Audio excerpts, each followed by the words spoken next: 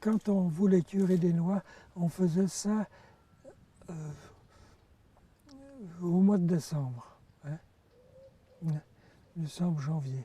Parce que tant que les nuits sont longues, quoi, hein, on faisait ça, les noix avaient séché hein, depuis le mois de septembre.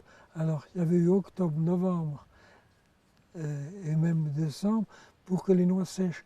Parce qu'on ramassait les noix, on les étalait dans les greniers, hein, et il ne fallait pas qu'il y en ait épais, parce que s'il y avait épais comme ça de noix dans un grenier, il fallait y passer et puis les remuer. Hein. Il fallait les faire sécher. Parce que si la noix ne sèche pas vraiment, elle moisit et elle est foutue. À Poney, où il y a la salle des fêtes actuellement, il y avait un homme qui faisait de l'huile de noix. Et il était réputé dans toute la région. Hein. Alors il était réputé. Il faisait de l'huile de noix, ça c'était fantastique. Alors, on émenait les noix qu'on avait turées, et puis là, on les faisait, on les broyait sur une mée avec une grosse meule en pierre que tournait un cheval, et il y avait la femme qui suivait le cheval avec une vieille pelle et qui poussait, parce que quand la roue passait, elle écrasait la noix, mais ça avait tendance à chasser. Alors la femme suivait le cheval et puis elle poussait, elle repoussait tout dessous pour que ça soit bien écrasé. Et puis quand c'était bien écrasé, eh bien, on le mettait dans un grand chaudron et on le faisait cuire. Après les avoir curés, on triait le noyau.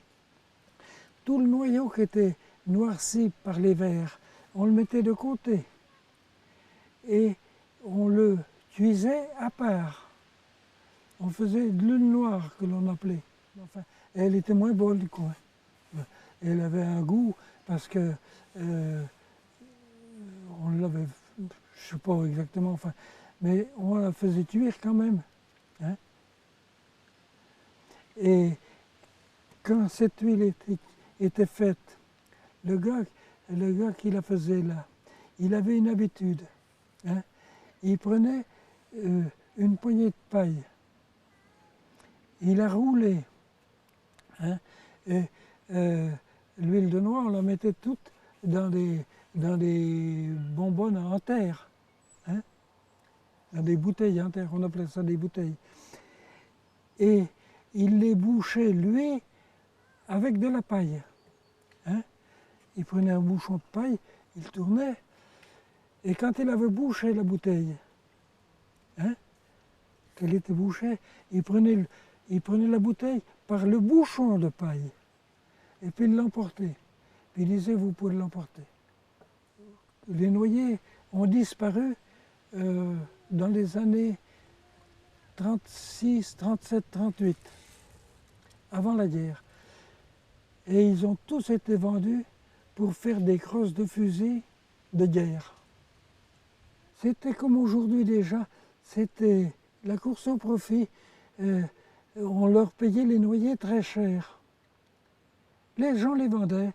Moi j'ai vu disparaître des noyers qui faisaient 2 mètres de tour.